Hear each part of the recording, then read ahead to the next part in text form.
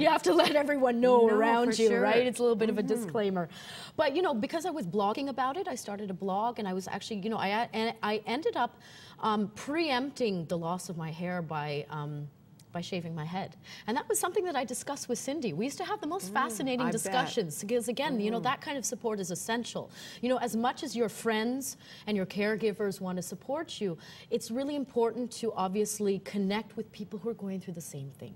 You know, Cindy was one example. She didn't have multiple myeloma, but it was similar enough that she was, you know, a great resource and a great sister in arms. But then again, that's where these other resources are important, the online resources, you know, connecting with the multiple myeloma community. But anyways, we used to have the most fascinating of discussions about medical masks and, you know, and when you should shave your hair and how you should go about it and the right creams for treating your extra dry skin, because chemo takes a toll on your skin. Yes, and, very much. And you know, what do you do about losing your lashes and things like that? And we used to have a laugh about it. So. Well, I had sort of cancer light. I just had light chemo, and that was okay. And I beat it, and it wasn't nearly as severe as yours. Well, but I know the drill, and I felt blessed because my hair just thinned.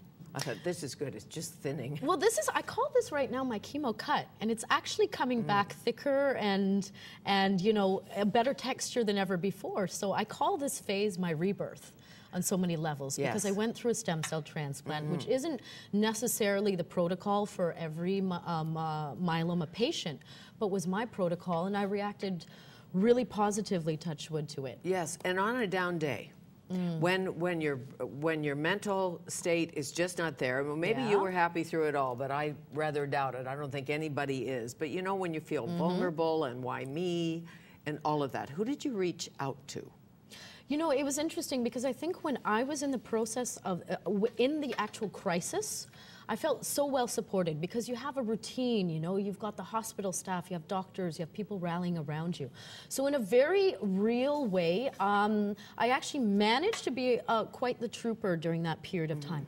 Where I felt and where I'm still having struggles and conflicts, and again, I certainly don't want to give out that message that, you know, wow, it's been a picnic. Of course not. There's been very, very dark moments as well. But I feel like the healing process, which takes place really after the crisis has passed, is a very misunderstood time in most cancer patients' life. Like, what do you do after the hospital? After you're let out, you know, that's when, in a sense, the bottom sometimes drops out, because that you know, crack team or that support team is not necessarily around you anymore. But that's when the real work of healing is done. That's very interesting. Yes. So that's when you're feeling you're most vulnerable because you can't call your radiologist or your oncologist every single minute. You're officially, you know, better. You're well. So then, you know, then you get the reactions of like, well, now back on your horse again. You may not be ready for that. Right. And essentially also, I think, again, you know, you've been running on adrenaline for that period of time during the crisis, and what ends up happening is when you sit back and your body is actually, as I said, taking the healing, that's when you take stock, and even emotionally, I feel that that's where a lot of stuff has been bubbling up.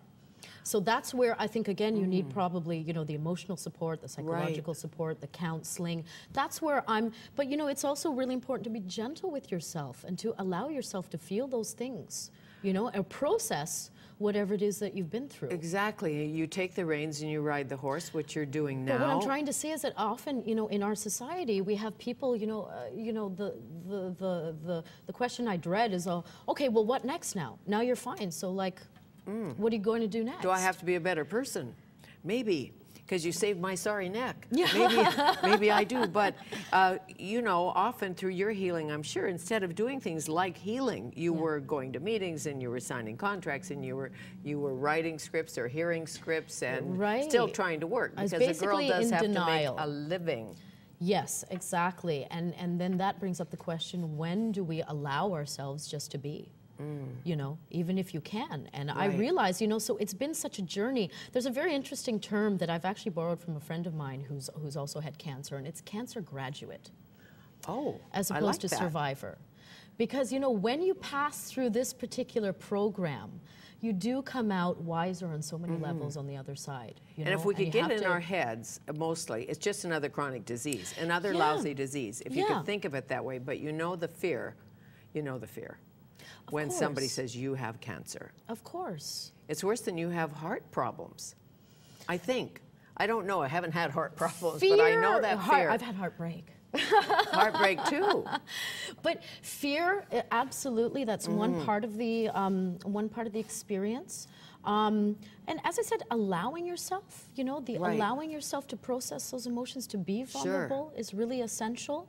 But you know, that's why I like, again, going back to the word graduate, because when you say survivor, it just implies this real struggle and conflict. And there's a time to be tough and there's a time to be vulnerable. And you know, within that, the word graduate, to me, kind of covers the entire spectrum of the experience. Right. And when you go back and look at yourself on the cover of magazines, 1, 2, 3 magazines, and your modeling days and all of that, does it inspire you, or do you think, did that, on to movies? Like I said, I'm a real believer in forward thinking all the time. I try not to look into the, you know, the rear view mirror as much. But what I did do, again, is it gave me a platform, my public persona, both here and in India, which is in fact a little bit different, gave me a platform from which to, again, you know, create as much awareness about the disease, about the phenomenon of going through the cancer journey. You know, covering the fact that, you know, what was really surprising to me is not just the fear, but the fact that it's almost still a bit of a taboo. That was really eye-opening to me, because I felt like, okay, I've been dealt this card, but like, why should I feel ashamed of it? Yes, exactly. So, you know, that was one part of the reason why I kept on, you know, being photographed. I was photographed without my hair. I posted those photographs on my blog. I've been photographed for magazine covers, and I've been photographed, you know, in my fullness and my, you know, my steroid kind of lushness, as I called it. You're beautiful without your hair. Thank you. Thank you. Nice to see you. Thank you. Lisa Ray, she's an actor and star of the Oscar-nominated film Water, and she's doing other work as well, of course.